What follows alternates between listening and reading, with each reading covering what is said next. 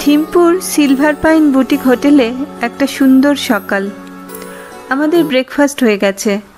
সামনে দাঁড়িয়ে রোদ পোহাতে পোহাতে দেখছি প্রকৃতি আর সামনের সুদৃশ্য থিম্পু শহরে প্রবেশের তোরণ।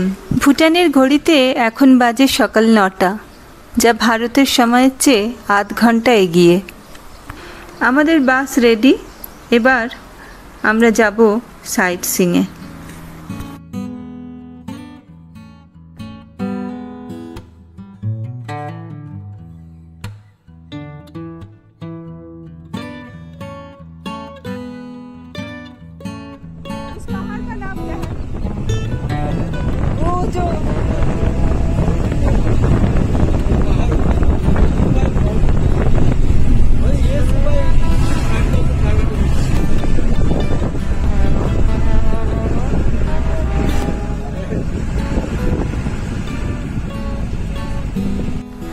এসে গেলাম বুদ্ধা পয়েন্টে।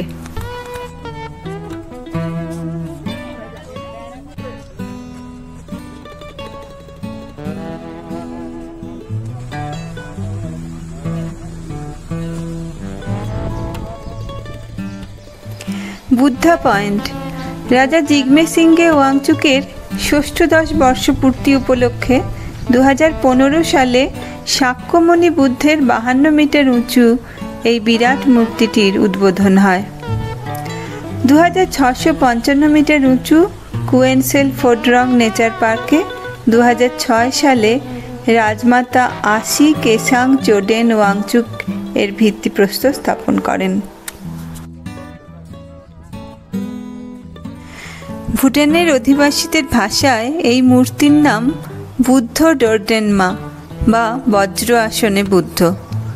52 মিটার উঁচু এই মূর্তি ব্রোঞ্জ দিয়ে গড়া এবং গোল্ড প্লেটিং করা।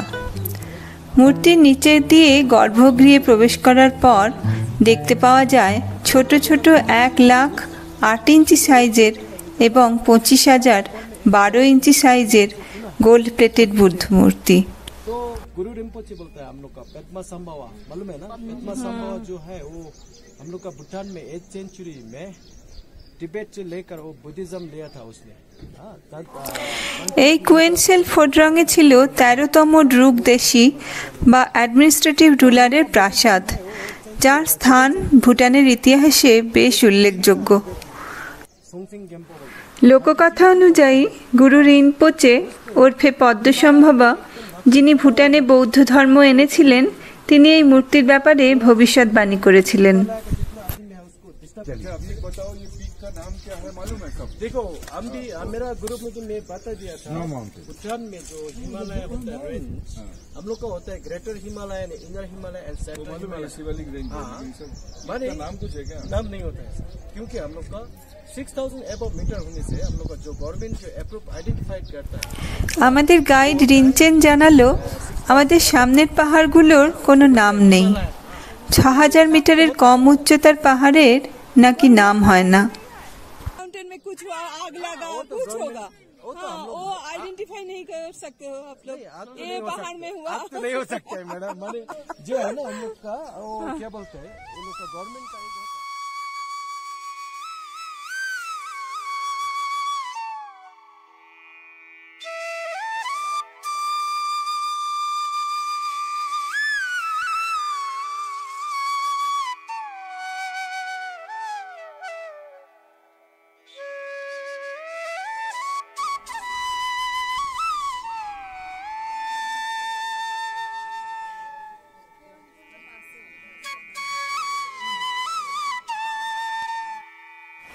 আমরা সবাই বুদ্ধের নিচে যে গর্ভগৃহ সেখানে যাচ্ছি।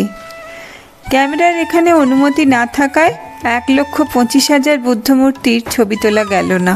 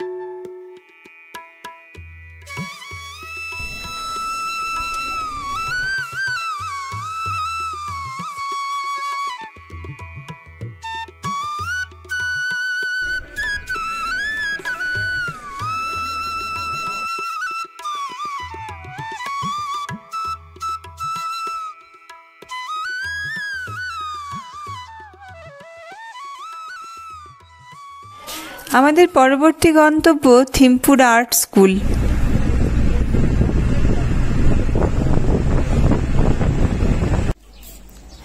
এসে গেলাম ন্যাশনাল ইনস্টিটিউট ফর জোরিক জুজুম। সামনেই হারমোনিয়াস ফ্রেন্ডসের স্ট্যাচু।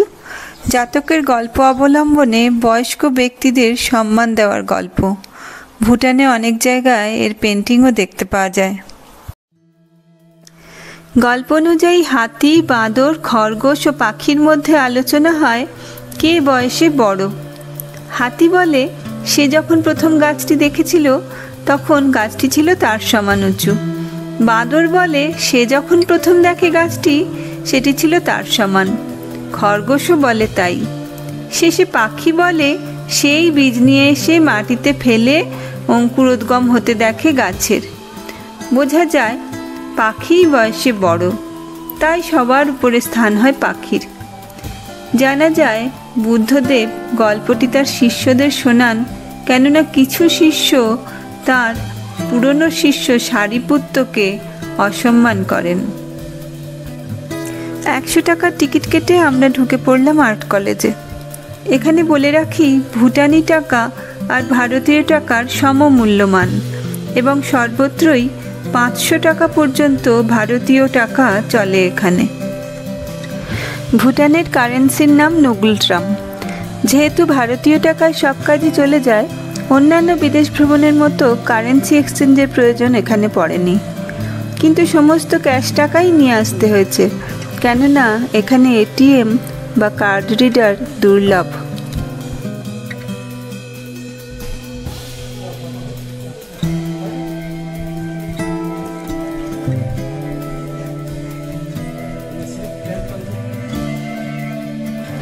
আমরা একে একে আর্ট কলেজের বিভিন্ন ঘরে ঘুরে ঘুরে দেখতে লাগলাম ছাত্রদের কাজ।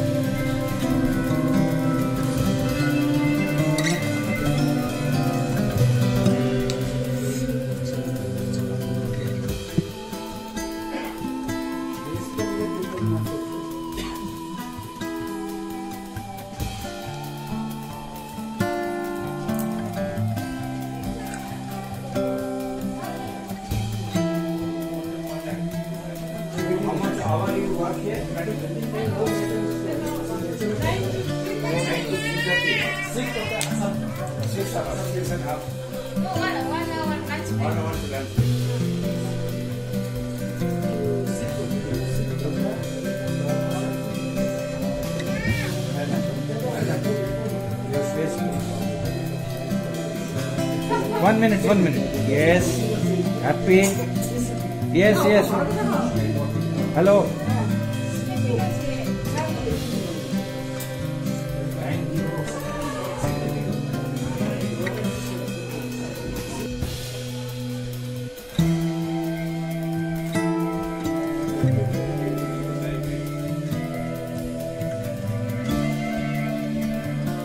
Mathematics, English, Jongkha. জংখা ভুটানের ন্যাশনাল ল্যাঙ্গুয়েজ। এই ভাষা লেখা হয় তিব্বতীয় লিপিতে।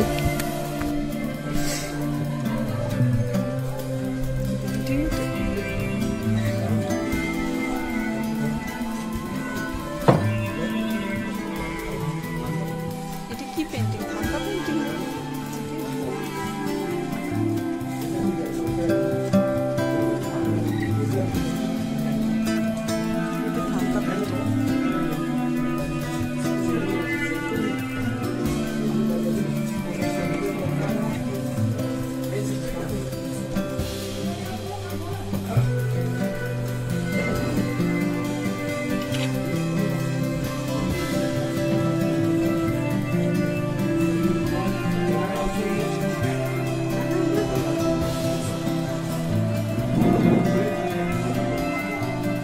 कांका पेंटिंग है ना? हाँ, कांका पेंटिंग। ये कुछ स्टोरी डिपिक्ट करता है? हाँ, अच्छा, मिथिकल एनिमल ये है। और ये मिडिल वाला? हाँ, विंड हॉर्स।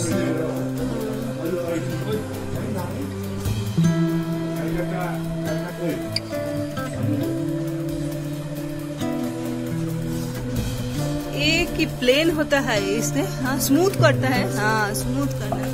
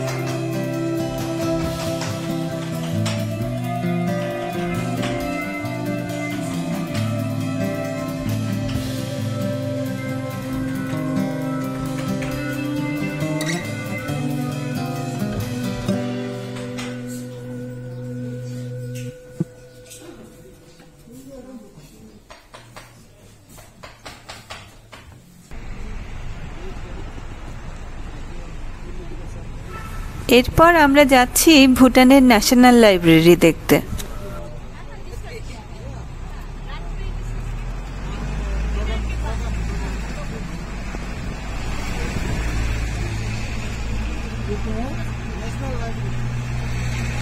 (1967) সালে রানী আশি ফুনসোচোরেন প্রতিষ্ঠা করেন ন্যাশনাল লাইব্রেরি অব ভুটান।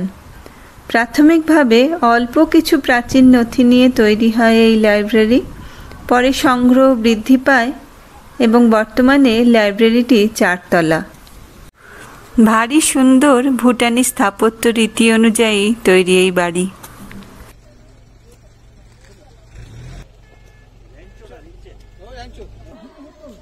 এই লাইব্রেরিতে বজ্রযান বুদ্ধিজম ও প্রাচীন তিব্বতের নথিগুলিকে মাইক্রোফিল্মিং করা হয়। এছাড়াও নথিগুলিকে সংরক্ষণও করা হয়।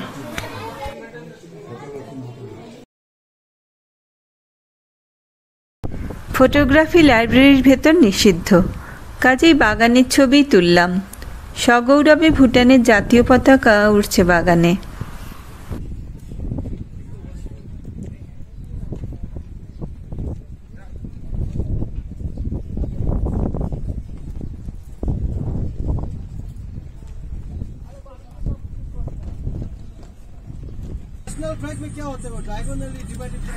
আবার যাত্রা পরবর্তী গন্তব্যের দিকে।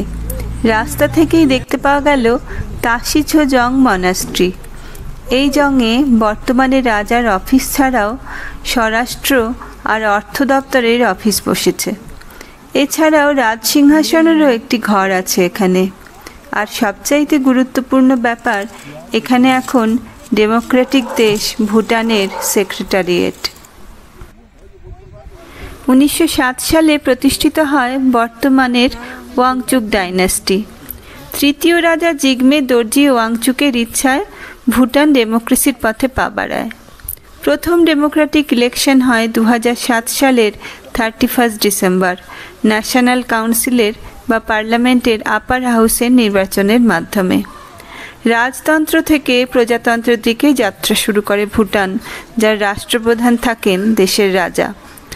রাজতন্ত্র প্রতিষ্ঠিত হওয়ার 100 বছর পরে প্রজাতান্ত্রিক দেশে উন্নীত হয় ভুটান। বর্তমানে ভুটানের পঞ্চম রাজা জিগমে কেসার নামগিয়াল ওয়াংচুক। ভুটানের রাজাদের রাজমুকুটে থাকে এই ছবিগুলির মতো দাঁড় কাকের মূর্তি। দাঁড় কাক হল এখানে মহাকালের একটি প্রতিরূপ, আর রাজাও ভগবানের সমান মর্যাদা পান।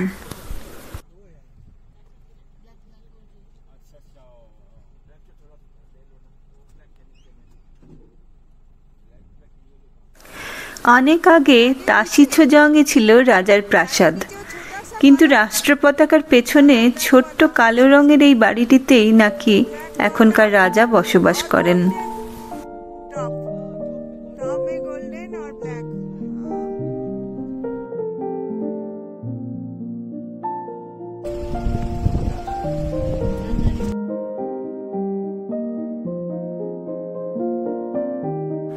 আমরা চলেছি থাংথং ডেওয়াচেন ডুপথপ নানারির দিকে।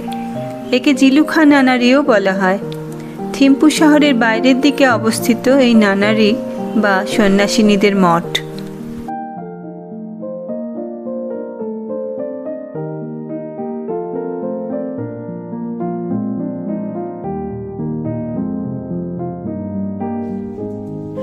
(1976 সালে বৌদ্ধ সন্ন্যাসিনীদের এই মঠটি স্থাপিত হয়। এখানে বজ্রযান বৌদ্ধ ধর্মের শিক্ষা ও আচার অনুষ্ঠান পালিত হয়। প্রাথমিকভাবে 45 জন সন্ন্যাসিনী নিয়ে শুরু হলেও বর্তমানে 60 জন নান বা সন্ন্যাসিনী এখানে বসবাস করেন।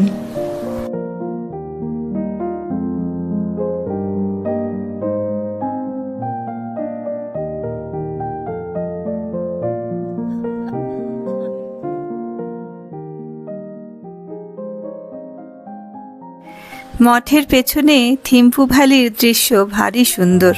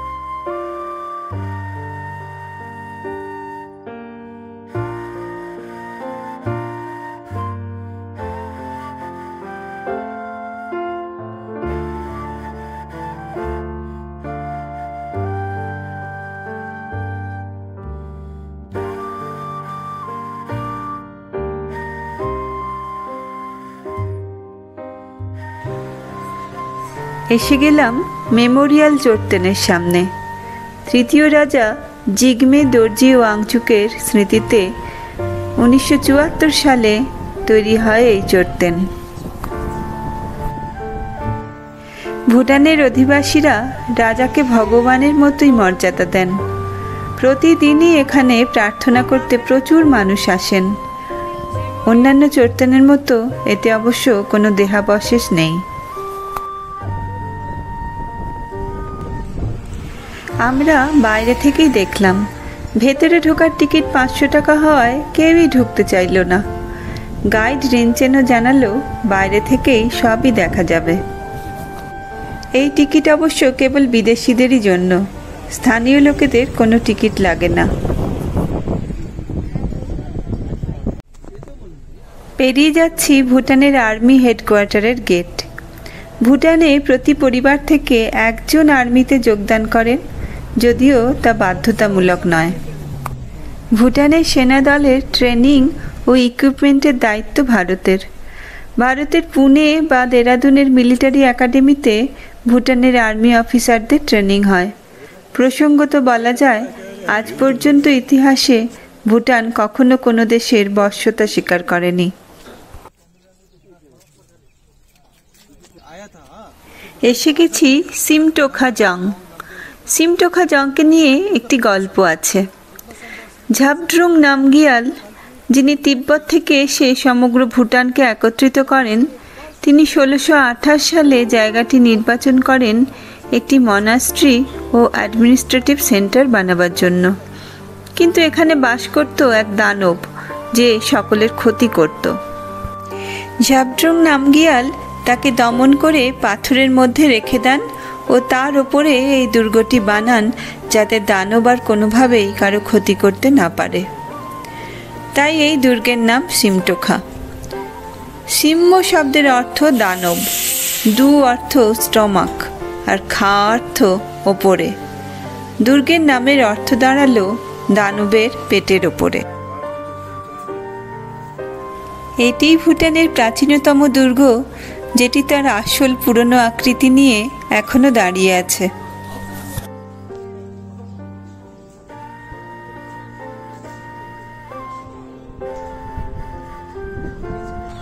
লাঞ্চের জন্য হোটেলে ফিরে আবার বেরিয়ে পড়া হলো শহরের ক্লক টাওয়ার অঞ্চল দেখার উদ্দেশ্যে।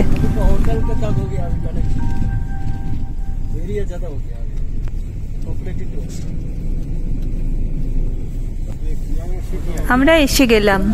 সামনেই রাজারানীর ছবি সহ হোটেল রুক, আর একটু দূরে দেখতে পাচ্ছি ক্লক টাওয়ার, আর পাশেই অসাধারণ ফুল সহ একটি সুন্দর গাছ।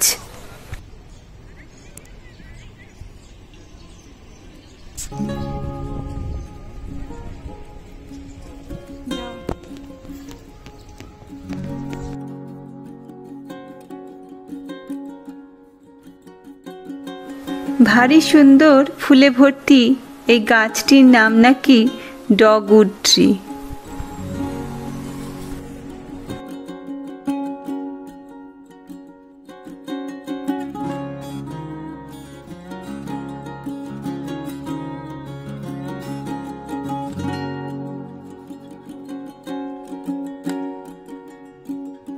রাস্তায় ট্রাফিক পুলিশ ভারী সুন্দর হাতের ভঙ্গিমায় গাড়ি কন্ট্রোল করছেন।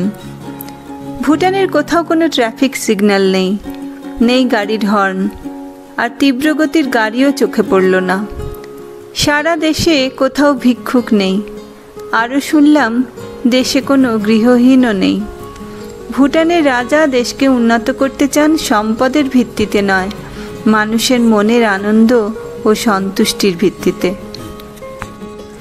চতুর্থ রাজা জিগমে সিংহে ওয়াংচুক 1972 সালে গ্রস ন্যাশনাল হ্যাপিনেস শব্দটি চালু করেন ভুটানের উন্নতির সূচক হিসেবে। এরপর এই শব্দ সমস্ত বিশ্বে চালু হয়ে যায়।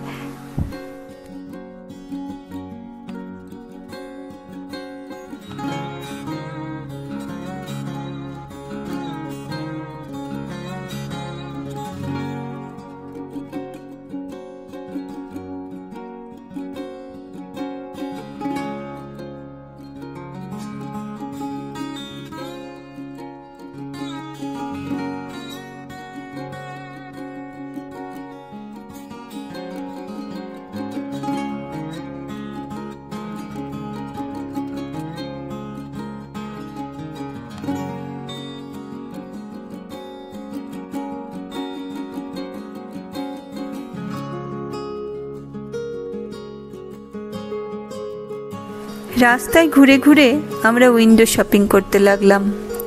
জিনিসপত্রের দাম আমাদের ভারতের তুলনায় একটু বেশিই মনে হলো।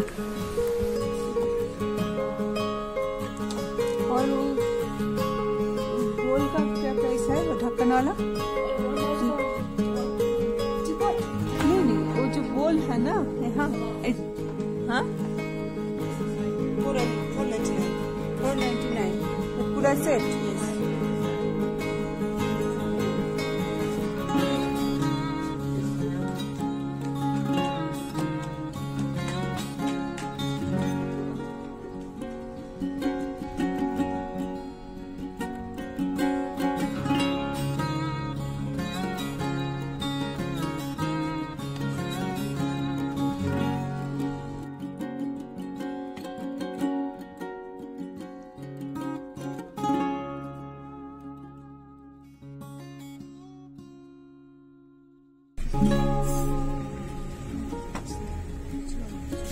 इसका प्राइस कैसा है?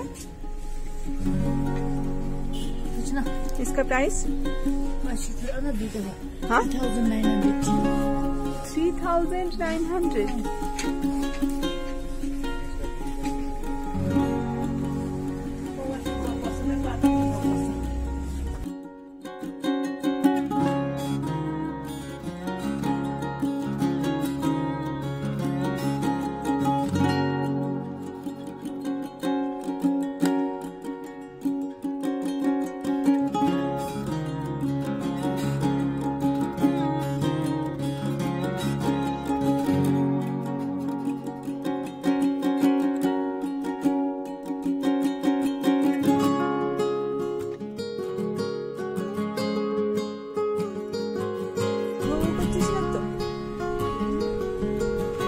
ভালো ভালো এইরকম একটা ছিল, বাড়ি দিদির বাড়ি, তার নাম ছিল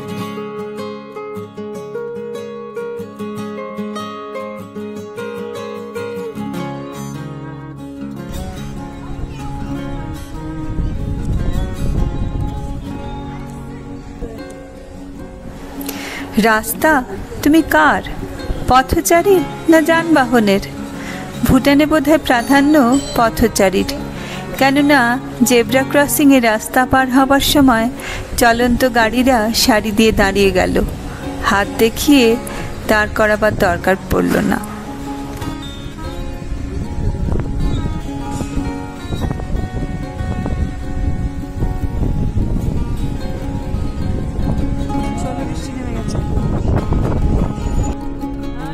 ভারী পরিতৃপ্তি নিয়ে হোটেলের দিকে ফিরে চললাম ওয়াংচু নদীর পাশ দিয়ে।